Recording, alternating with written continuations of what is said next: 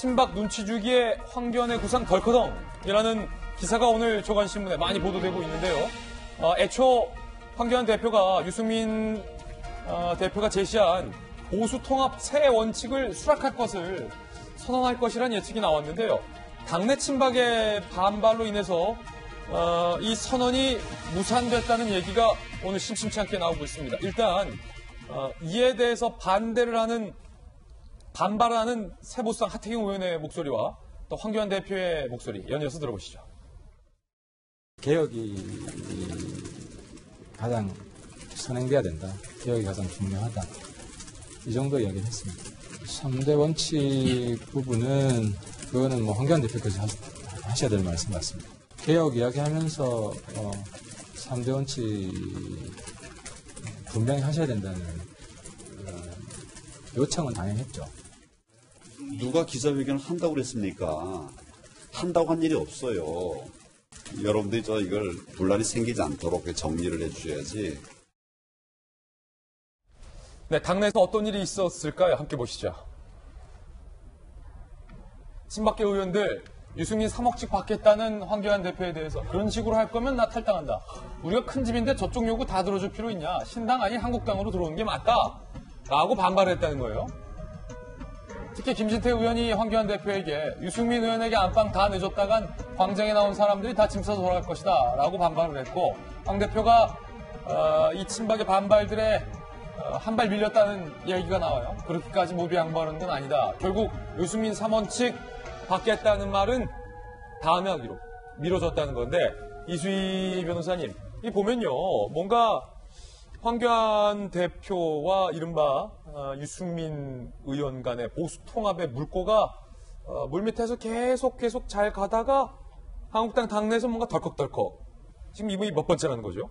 그러니까 이제 황교안 대표가 그 입지가 그만큼 탄탄하지 않다는 거죠. 뭐 확실한 입지를 다지고 있으면 당내 일부 TK 의원들의 그런 반발에 대해서 뭐 TK 의원만 있는 건 아니지만 친박계 의원들의 반발에 대해서 뭐 설득을 해 가면서 또 일부는 좀 눌러가면서 통합으로 뭐 하나하나 좀 진행을 할 텐데 그러지 못한다는 거는 우선은 이제 입지의 문제도 있고 또 하나는 본인이 갖고 있는 정치력의 한계일 수도 있는 거고요.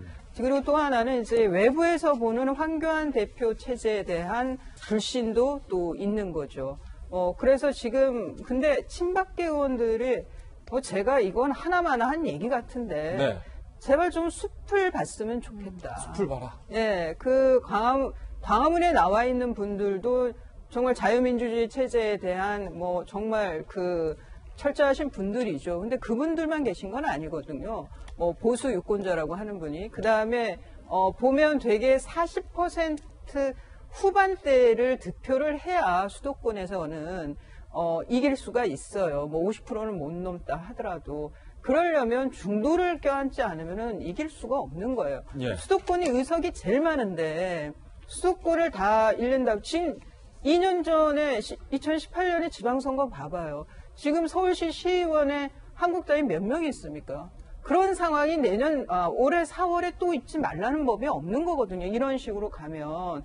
그래서 저는 친박계 의원들이 하는 말이 무슨 자유대한민국을 지켜야 된다고 얘기를 하는데 본인들의 하는 그 행태가 외려 더 힘들게 한다는 거죠. 저는 그런 면에서 뭐 본인들의 뭐 공천이라든가 정치적인 그 문제도 달려 있긴 하겠지만 더 크게 봐서 이거는 통합이 안 되면 필패예요.